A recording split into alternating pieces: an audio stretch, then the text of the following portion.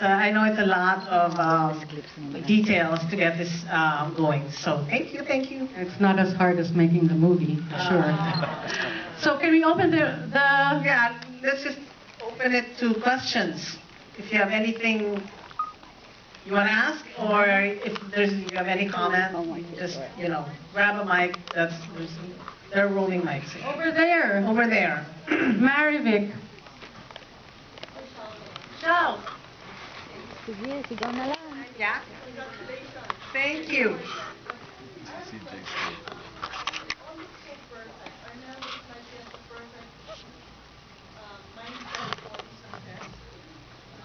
But I'm wondering about the other guys. Was there any responsibility for Bono? Oh, 4 years.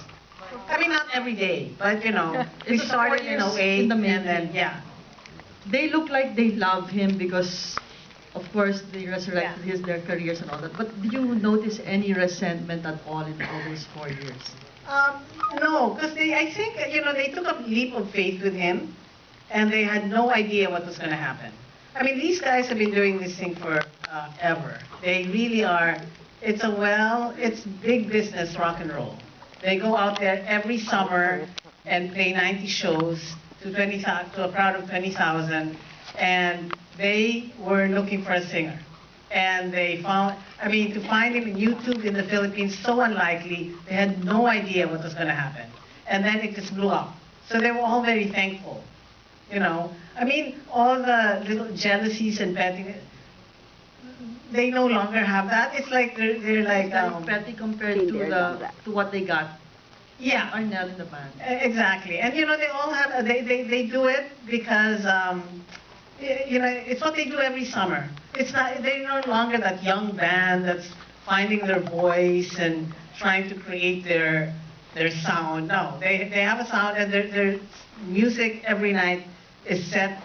It's set. They play for musicians in the room to a click track. So there's no room for error, there's no room for improv, and so it's in a way it's like a business, Okay, my second question, sorry. For Arnel naman, it looks like he has his life in order. When he says that he's really trying to keep straight, avoid temptation, how sincere is he with all he knows what he's doing now as compared to when he was younger, getting more successful?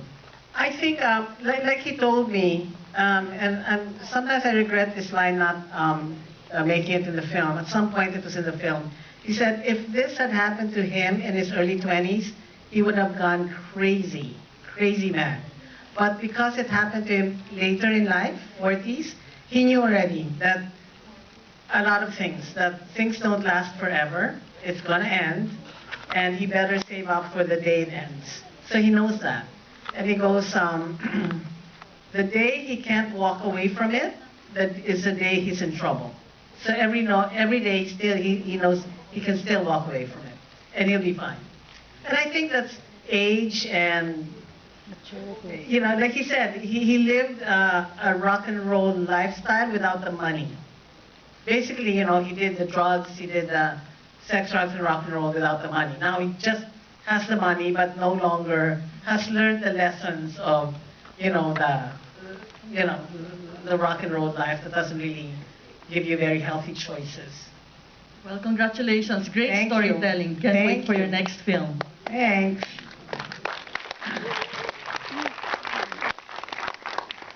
Any other question there?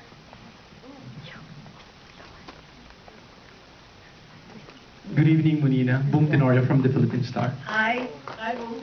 Munina, you followed Journey for 4 years. Yeah. At what year did you really start believing in Arnel?